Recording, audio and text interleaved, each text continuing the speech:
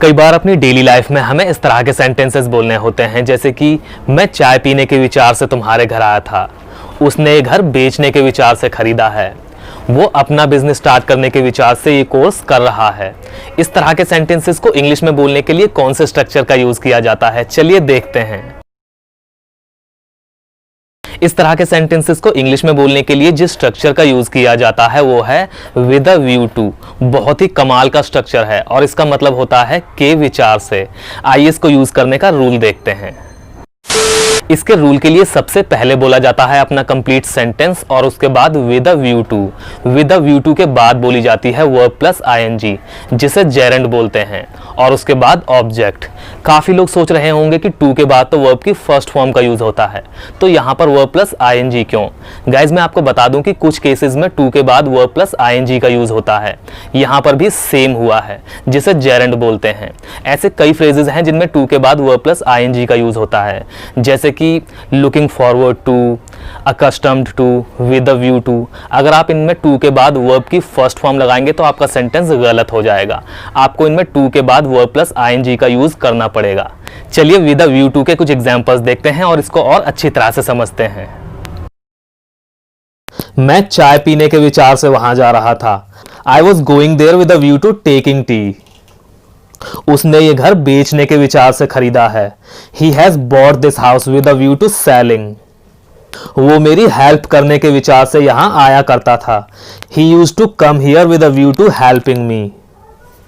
हमने और पैसे कमाने के विचार से एक नया बिजनेस शुरू किया है। We have started a new business with a view to earning more money. मैं तुमसे मिलने के विचार से नहीं आ रहा हूँ। I am not coming with a view to meeting you.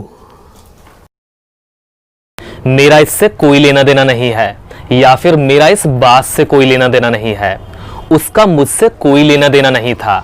समझदारी का सुंदरता से कोई लेना देना नहीं है। इस तरह के सेंटेंसेस अक्सर हमें अपनी डेली लाइफ में बोलने पड़ते हैं। इनको इंग्लिश में बोलने के लिए जिस स्ट्रक्चर का यूज किया जाता है वो है nothing to do with. Nothing to do with का मतलब होता है से कोई लेना देना नहीं। आइए इसको यूज करने का रूल देखते हैं। इसके रूल के लिए सबसे पहले बोला जाता है सब्जेक्ट और उसके बाद हैज, हैव या फिर हैड, और उसके बाद नथिंग टू डू विद और लास्ट में ऑब्जेक्ट।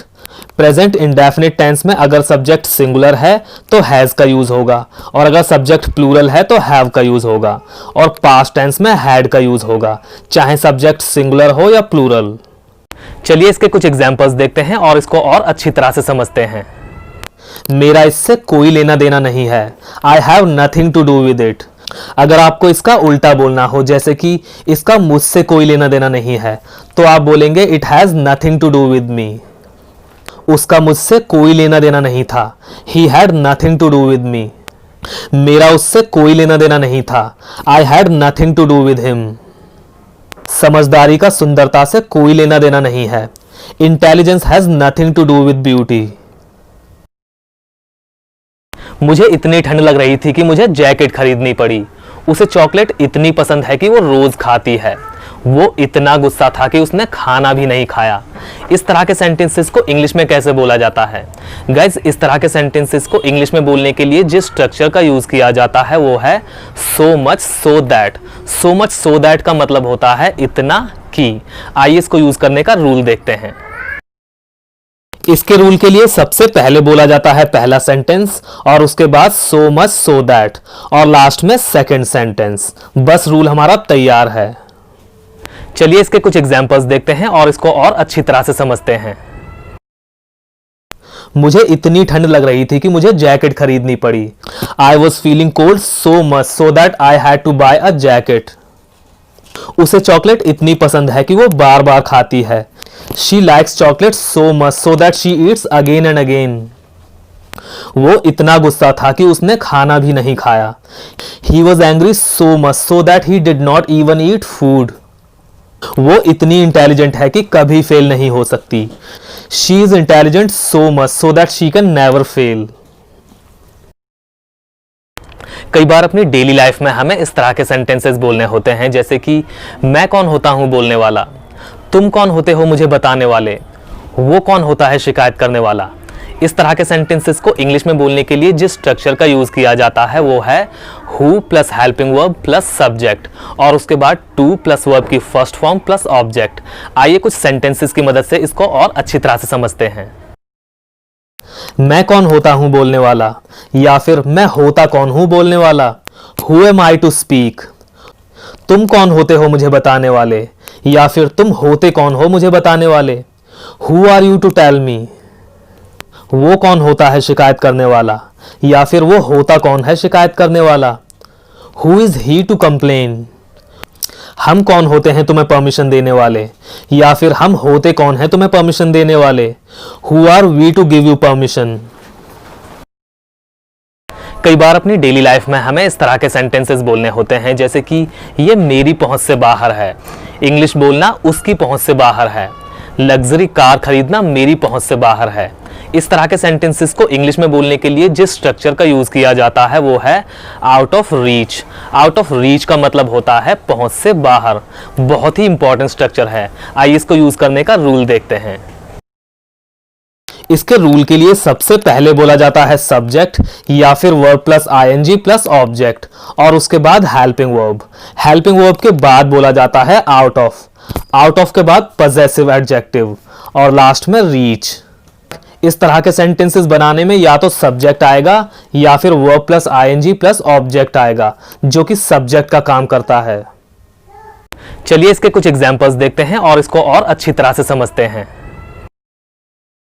ये मेरी पहुंच से बाहर है, it is out of my reach. English बोलना उसकी पहुंच से बाहर है, speaking English is out of his reach. Guys यहां पर स्पीकिंग इंग्लिश जो है ये पूरा सब्जेक्ट का काम कर रहा है। लग्जरी कार खरीदना तुम्हारी पहुंच से बाहर है, buying luxury car is out of your reach. तुम्हारी तरफ आना मेरी पहुंच से बाहर है, coming towards you is out of my reach. तुम्हारे दोनों बच्चे तुम्हारी पहुंच से बाहर हैं, your both kids are out of your reach. अगर आपको कोई चीज उठानी है और आपका हाथ वहां तक नहीं पहुंच पा रहा है तब भी आप स्ट्रक्चर का यूज कर सकते हैं। आप बोल सकते हैं it is out of my reach. इसके अलावा अगर आपको बोलना हो पहुंच के अंदर तब आप विद इन रीच का यूज करेंगे, जैसे कि वहां जाना मेरी पहुंच के अंदर है, going there is within my reach. आखिरकार तुम मेरे भाई हो, आखिरकार तुमने मेरा दिल जीत लिया। आखिरकार वो एक लड़की है, ऐसा मत करो, आखिरकार वो तुम्हारा छोटा भाई है। इस तरह के सेंटेंसेस को इंग्लिश में बोलने के लिए जिस स्ट्रक्चर का यूज किया जाता है वो है आफ्टर ऑल। आफ्टर ऑल का मतलब होता है आखिरकार। चलिए इसको यूज करने का रूल देखते हैं, बहुत ही आसान है। इसके रूल के लिए सबसे पहले बोला जाता है आफ्टर ऑल और उसके बाद अपना कंप्लीट सेंटेंस। बस रूल हमारा तैयार है। चलिए इसके कुछ एग्जांपल्स देखते हैं और इसको और अच्छी तरह से समझते हैं। आखिरकार तुम मेरे भाई हो, after all you are my brother. आखिरकार तुमने मेरा दिल जीत लिया, after all you won my heart. आखिरकार वो एक लड़की है, after all she is a girl. इस तरह से मत बोलो, आखिरकार वो तुम्हारा छोटा भाई है। Don't speak like this, after all he is your younger brother. आखिरकार मुझे भी इसकी जरूरत है, after all I also need this. आखिरकार पैसा सब कुछ नहीं है, after all money is not everything. तो गाइज आज की इस वीडियो में बस इतना ही। आई होप कि आपको वीडियो पसंद आया होगा और आपको इन सभी स्ट्रक्चर्स का यूज अच्छे से समझ में आया होगा। अगर आपको कोई डाउट हो तो आप कमेंट करके पूछ सकते हैं। तो मिलते हैं अगली वीडियो में एक नए लेसन के साथ। Till then take care.